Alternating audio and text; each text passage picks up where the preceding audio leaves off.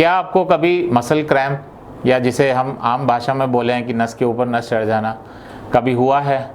तो आज हम जानेंगे ये क्यों होता है और ये किन लोगों के अंदर होता है।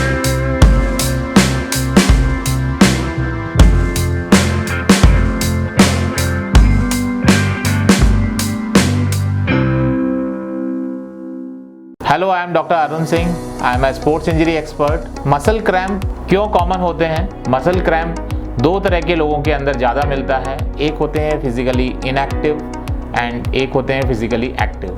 तो बहुत बार ये सवाल होता है, हम इतने फिजिकली एक्टिव हैं फिर हमें मसल क्रैम्प क्यों होते हैं? तो हम पहले बात करते हैं जो इनएक्टिव हैं, सेडेंटरी लाइफस्टाइल है या रूटीन में वो फिजिकल एक्टिविटी नहीं करते हैं।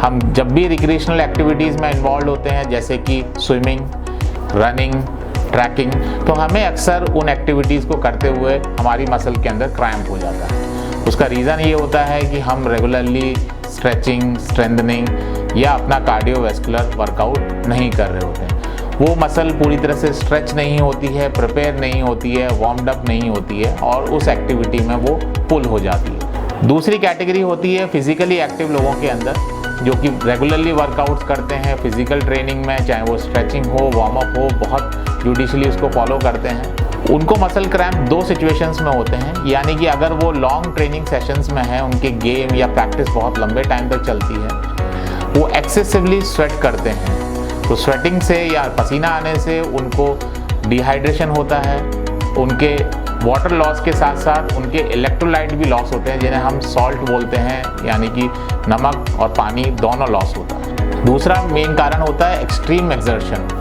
कि आप बहुत ज़्यादा लोड में थे, यानी कि ह्यूमिड वेदर था, बहुत हॉट वेदर था, आप एक्सेसिवली वर्कआउट करा, उससे आपके जो एनर्जी लेवल्स थे वो बहुत डिप्लीट हो गए, यानी कि आपका कार्बोहाइड्रेट या ग्लूकोज के लेवल थे वो बहुत कम हो गए। उससे आपकी मसल में जो फ्यूल जाना चाहिए था, एनर्जी जानी चाहिए थी, वो बहुत कम हो गई और आपकी मसल फटीग या फेलियर में चली गई। ये दोनों ही कारण मसल क्रैम्प के बनते हैं। अब मसल क्रैम्प से हम बचें कैसे?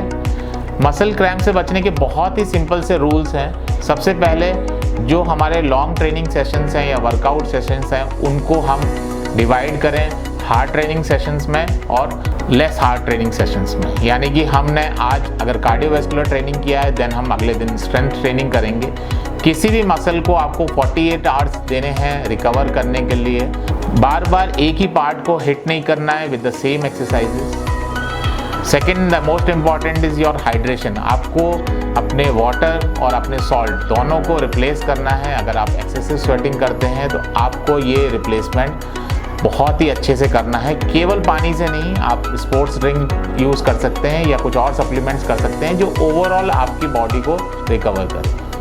Third, the most important is stretching.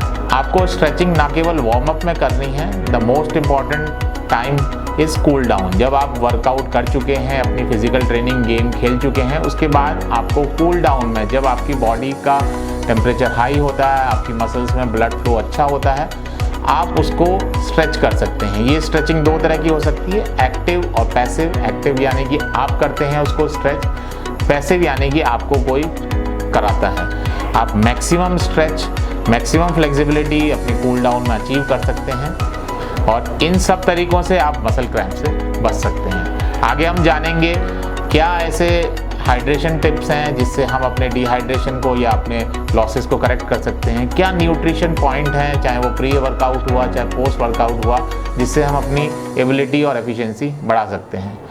Keep watching our YouTube channel and thank you so much.